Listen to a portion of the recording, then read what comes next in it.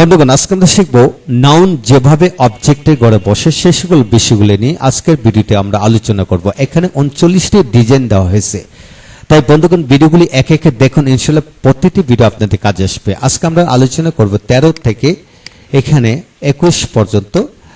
তাই আসুন প্রতিটি প্যাটার্ন আমরা জানি, জেনে জেনে আমরা পড়ি, তাহলে আমরা এগিয়ে যেতে পারবো। আপনি যদি ইংরেজি শিখতে চান, পড়াতে চান এবং পড়াতে চান, তাহলে আমাদেরকে এই সকল বিষয়গুলি জানতেই হবে। হ্যাঁ, আজকের ভিডিওটি Khan method a complete book of written spoken English grammar with Bengali meaning এই বই থেকে নেওয়া হয়েছে। এই বইটি সম্পূর্ণ বাংলা অর্থ সহকারে এবং ভিডিও লেকচারগুলোকে তৈরি করেছে। আমাদের ভিডিওগুলো দেখুন, ইনশাআল্লাহ ঘরে বসে থেকে আপনি শিখতে পারবেন। হ্যাঁ বন্ধুগণ, এখন আসুন, যেমন উই রেসপেক্ট দ্য ম্যান, আমরা লোকটিকে সম্মান করি। হ্যাঁ বন্ধুগণ, যে কোনো ব্যক্তির নাম, যেমন যে কোনো ব্যক্তি অবস্থানের নাম বসে আপনি এইভাবে পড়তে পারেন। We respect the man, girl, teacher, students, যে কোনো কিছু বসে পড়তে পারবো।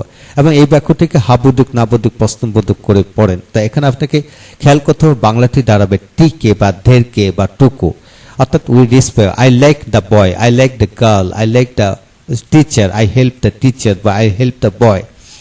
যে কোনো ভার্ব বসে বসে এইভাবে প্র্যাকটিস করতে থাকুন। 2 নম্বর হচ্ছে, দেখুন লক্ষ্য করেন যে I saw the man teaching English, I saw the man teaching English. এখানে কিন্তু দ্য ম্যান আছে, এখানে কিন্তু অতিরিক্ত একটা অংশ যোগ করা হলো। I saw the man teaching, আমি লোকটিকে ইংরেজি পড়াতে দেখেছিলাম। তো এখানে হলো the boy playing football, football খেলতে, the girl dancing on the stage, the man driving a car. এইভাবে হাজার হাজার বাক্যাংশ বানিয়ে কিন্তু পড়া যায়। অর্থাৎ যে কোনো একটা অবজেক্ট এখানে এইভাবে হবে, তারপর আইনজি যুক্ত করে, তারপর আইনজি যুক্ত ভার্বের সাথে সাদৃশ্য মিলে আরেকটি অবজেক্ট বসে বাক্যটিকে বড় করে পড়া যায়। হ্যাঁ, এখন আসুন বন্ধুগণ 15 নম্বর পড়ব, যে I saw the man having a car, I saw the man having a কার।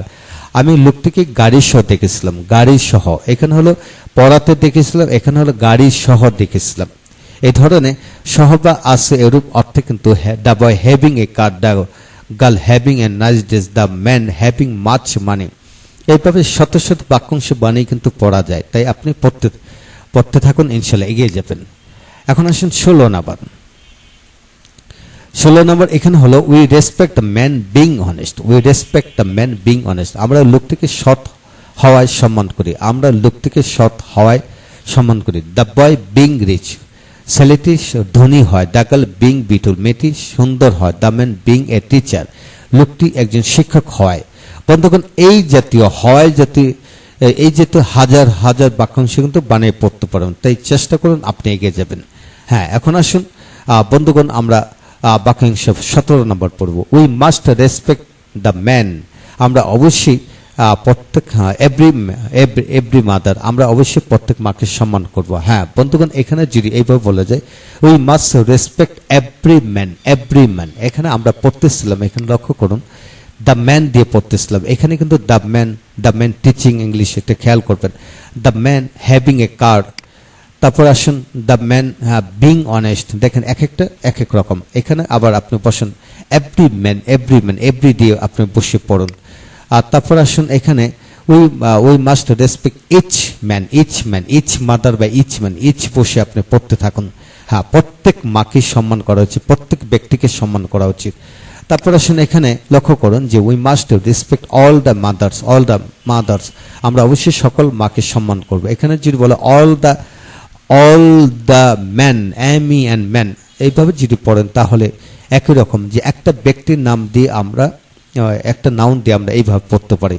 হ্যাঁ বন্ধুগণ, আপনি এইভাবে বাক্যাংশ বানিয়ে পড়েন, যেমন অল দ্য মাদার্স, সকল মায়েরা, অল দ্য ফাদার্স, সকল বাবারা, অল দ্য চিলড্রেন, সকল ছেলেমেয়েরা, all the man, all the animals, all the Nations, সকল জাতিরা, অল দ্য প্লেসেস, সকল জায়গাতে। এইভাবে বাক্য তৈরি করে পড়ুন। এখন আসুন 20 নম্বর পড়ব, যে we saw many teachers going to picnic, we saw many teachers have.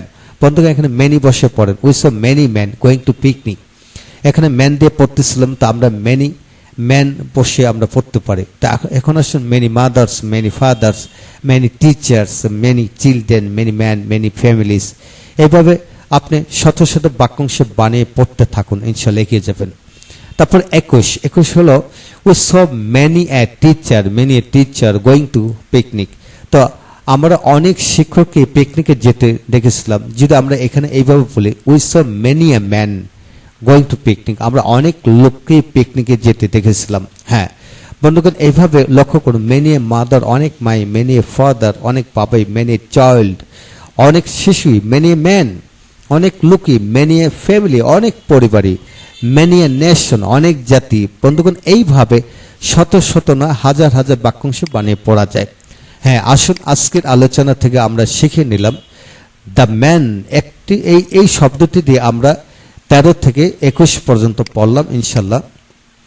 এর থেকে জাস্ট আপনাকে অনুকরণ করে পড়ুন। দ্য ম্যানের জায়গায় the boy, the teacher, the student, যে কোনো কিছু বসাতে পারেন, সিঙ্গুলার হতে পারে, প্লুরাল হতে পারে, মিলিয়ে মিলিয়ে বাক্য বানিয়ে পড়ুন। হ্যাঁ বন্ধুগণ, পরবর্তী ভিডিওতে আমরা আলোচনা করব 21 থেকে 21 পর থেকে বাকি অংশগুলো আমরা এক এক আলোচনা করব, তাই দেখতে থাকুন ইনশাল্লাহ। ভালো থাকুন।